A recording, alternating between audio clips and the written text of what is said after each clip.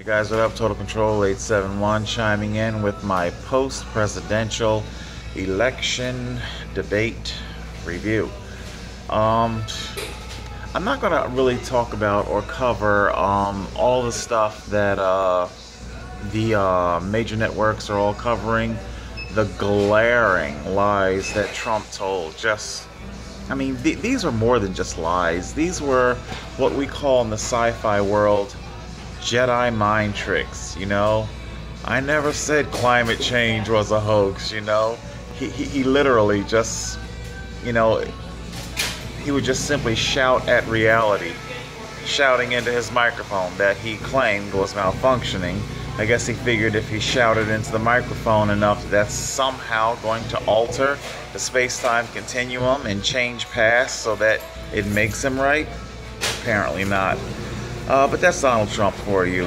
Alright, what I do want to talk about is the psychological phenomenon that has given rise to Trump. What has caused him to gain the traction that he has? I think it's a twofold situation. Anybody that knows anything about neuroplasticity, they'll be able to tell you how humans are creatures of habit, creatures of continuity. Also, humans are notorious for externalizing their world. We externalize not only our demons, but we also externalize our deities, our angels, our saving grace.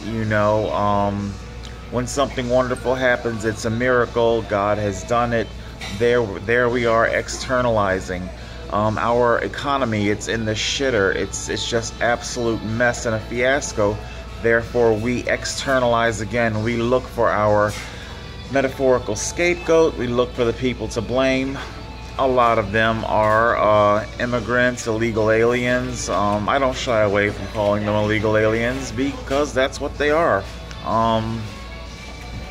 But these people, illegal aliens of the past, present, they didn't cause America's financial woe. That was a series of events that just simply go beyond them.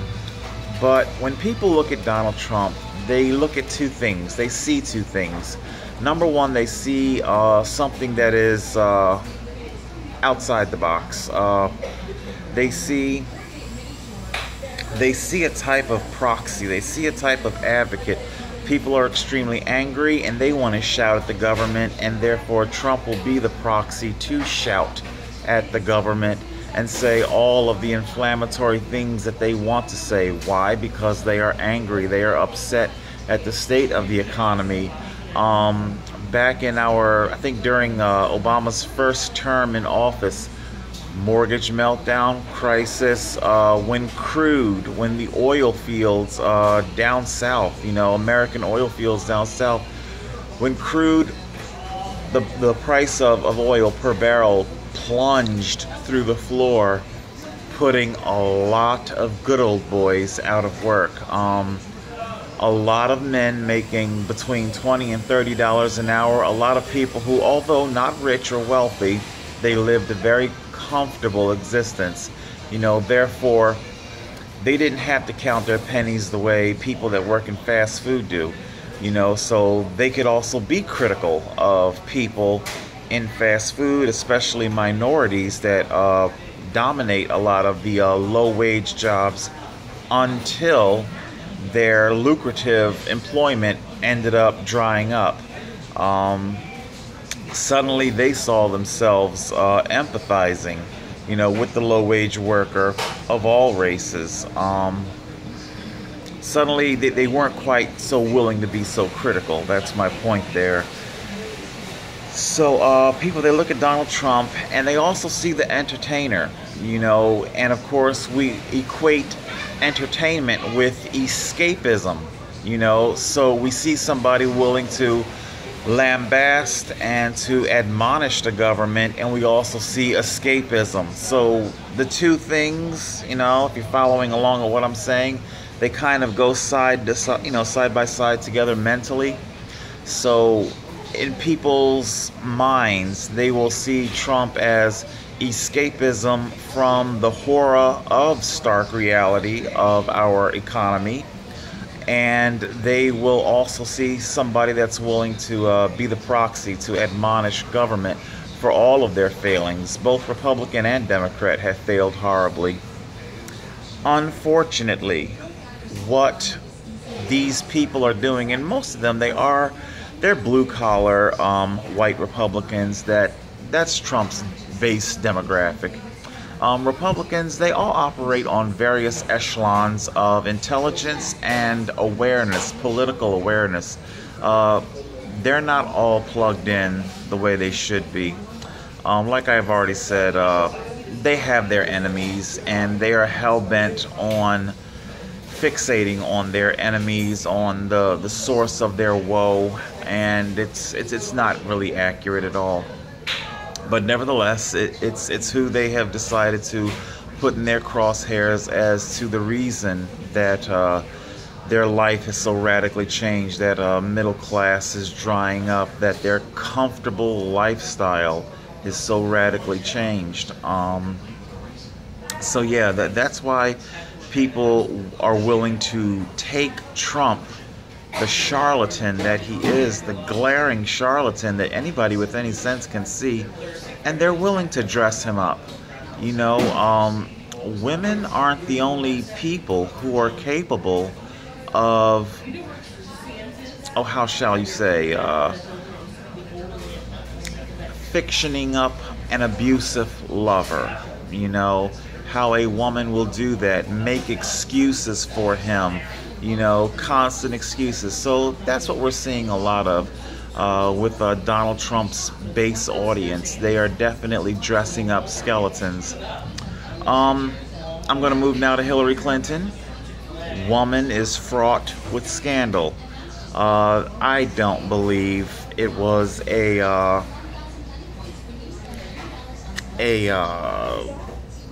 mistake.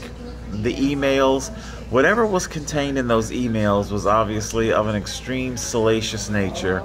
I don't think it was a matter of convenience. Hillary Clinton is definitely a puppet. It is my opinion that she is an extension puppet of Barack Obama. Barack Obama, if you've been paying attention, he has already selected the house that he's going to live in at the end of his term, and in an unprecedented fashion, it's going to be in Washington, D.C. If I'm not mistaken, this is the first time that a retiring president has stayed in Washington, D.C. for his residence. It is my opinion that Barack Obama wants to be within arm's reach and wants to be very, very close to Secretary Clinton to help her along. Her whole tagline says it all: stronger together. I can tell you right now, the together half is not Tim Kaine, her vice presidential pick, who, am I the only one who thinks the man is just he's very soft around the edges, you know? He's a very soft pick, shrinking violet, definitely a proxy, just a stand-in. He is the stand-in for Barack Obama. Barack Obama is truly Hillary Clinton's vice presidential pick. So, anyway, that being said, Clinton, fraught with scandal. There are certain things that I blame her for and certain things that I do not. I don't really put a whole lot of blame on her for the Benghazi fiasco. It is my standing opinion that anybody that goes over to the Middle East for any reason, you do so by taking your life into your hand, okay? Whether it's civil engineer, private contractor, military, diplomat, you go over there, you're taking your life into your hand, and you're a big boy, a big girl. Hopefully, you know the cost. You know. Also, it should not be glossed over that Republicans who are so venomous about the whole Benghazi affair, it was they who voted the Benghazi security budget to be slashed by $75 million. You know, so, but like I say, that's the Middle East for you. The Middle East is a clusterfuck. It's been a clusterfuck for thousands of years, long before there even was an America. So, all right, yeah, so, you know, Trump basically just shouted lies into the microphone in a desperate attempt to make it somehow real. I've seen this kind of behavior before when debating with people. They suddenly stand up, they start talking louder and louder, and they think that by talking louder that that somehow makes them right, and it just doesn't. This whole election, it's going to come down to a most bizarre census of sorts. It's going to be a white supremacy census. They're definitely throwing their support behind Donald Trump, but I don't think it's fair to say that all 100% of Donald Trump's supporters are racist. I do believe a great many of them are just simply Americans who are extremely afraid. The mall shootings, terroristic attacks that the government is strangely very hesitant to declare as a terroristic act. You know, look, I don't even want to get off on too much of a side issue here, but a man goes on either a shooting or stabbing spree inside of a mall, and nobody wants to call that terroristic threat, but I get indicted because I made a YouTube video. Okay, like I say, I digress on that because that's not today's topic. Yeah, so those are my thoughts on the election. I will be voting for Clinton. Like I say, the woman is fraught with scandal, but quite frankly, that's politics, period. Politics are scandal. Politics are corruption. But Donald Trump is something totally different. The man is an abomination. The man is an entertainer. And I'm not talking Ronald Reagan. You know, he is a person who will go out of his way to sensationalize a situation. This man has zero skills when it comes to defusing a situation. If anything, he's going to make the situation worse. And diplomacy can be a very, very tricky thing. You know, it takes a lot of thinking, and quite frankly, Trump, he doesn't think. He speaks and he doesn't think. Very lunk-headed, very block-headed, you know. So, you know, you listen to the speech. It's all very, I think you've heard him speak, you know. Those ridiculous catchphrases of his, you know. So yeah. I'll definitely be voting for the lesser of two evils, which in my opinion is Hillary Clinton. Also, I'll say this also. Oh yeah. There are two things I want to say here before I close out. Hillary Clinton, I saw the debate. The thing about her, or could even be said of a woman president, period. You know, she looked very nice, and there was a lot that went into looking nice. The makeup, the hair. A man can roll out of bed, you know, wash his face off, jump into a suit, and he's ready to have a teleconference with a world diplomat, you know, a world leader.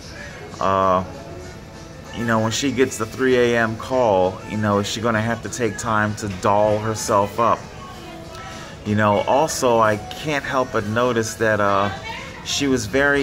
there was a lot of pageantry as she stood there behind the podium. It was a lot of smiling and, you know, with her makeup. It was very, very pageantry. These weren't things that you saw in male candidates. It goes back to something that I've notated about women with power.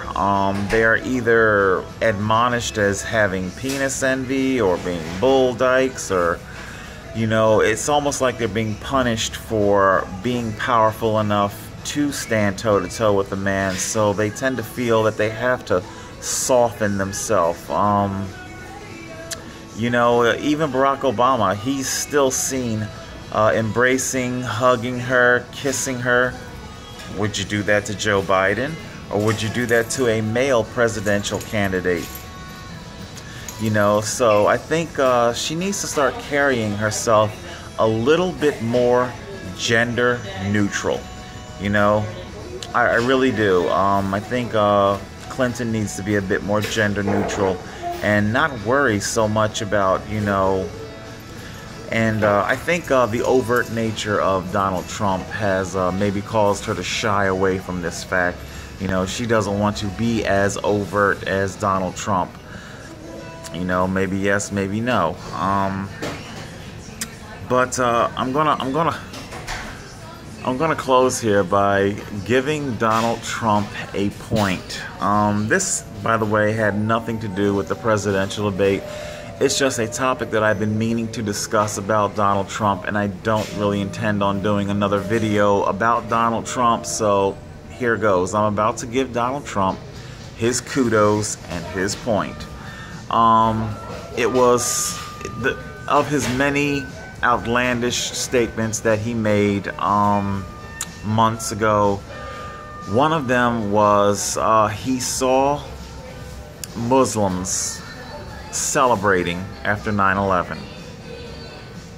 I don't know if he said or meant Muslim Americans, but I am here to stamp that observation as valid. That is truth. I myself distinctly remember Muslim Americans here in America out in front of their residence celebrating. Now, a lot of people have wondered, you know, well, what's your proof? Where is this proof at? Because I am a hopeless insomniac, like I said, I spoke of before, 9/11 happened. I was working at Sears. We were all dismissed and sent home around, the mall never opened. The mall never opened, and we were all dismissed and sent home. There I am in my room, my rented room, and I am watching the whole thing, you know, for hours and hours and hours. In the wee hours of the morning, this is September the 12th now, something like maybe 1 or 2 o'clock in the morning, I believe it was probably CNN. It cycled the footage of these Muslim Americans out front celebrating in revelry.